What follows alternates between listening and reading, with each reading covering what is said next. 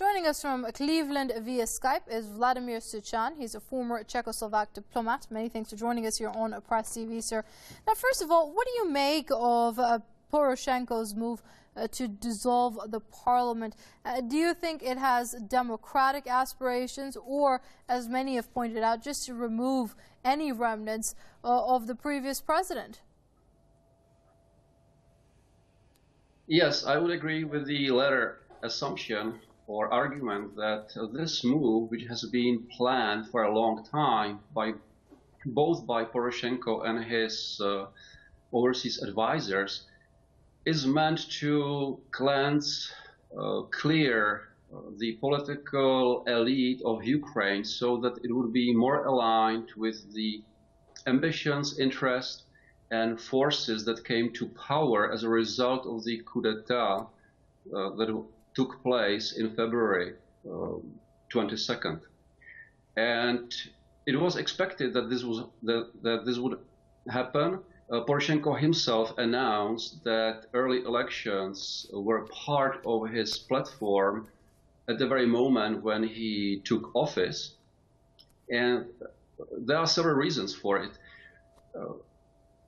One reason is that what is collapsing is not exactly the ruling coalition, although formally we can argue that this is the case. What is collapsing is Ukraine itself as a result of the coup d'etat and the war unleashed against the people of Donbass.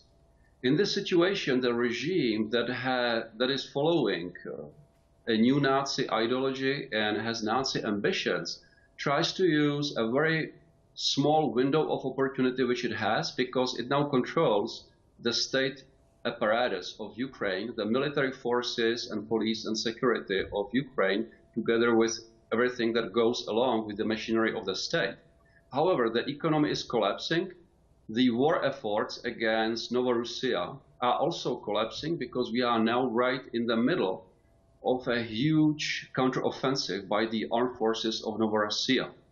So the economic hardship, all the lies, the reality, the political, ideological reality of the situation are now inevitably coming to fruition. Therefore, the junta needs to act very quickly in order to consolidate its power, its hold on the state and on the leverages of representation. So this is what Poroshenko tries to do, who himself doesn't have any political party of his own behind him.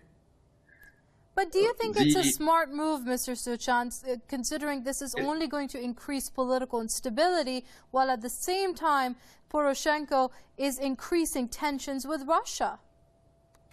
Well, the tensions with Russia are very high, and I agree that it is a very risky move. They know that it's a very risky move. That's why they want to have the elections done as fast as possible, as long as all the oligarchs are keeping control on virtually all the media in Ukraine. All the oligarchs control all the TV stations that are there, and to a large extent they also control many of the internet-based media.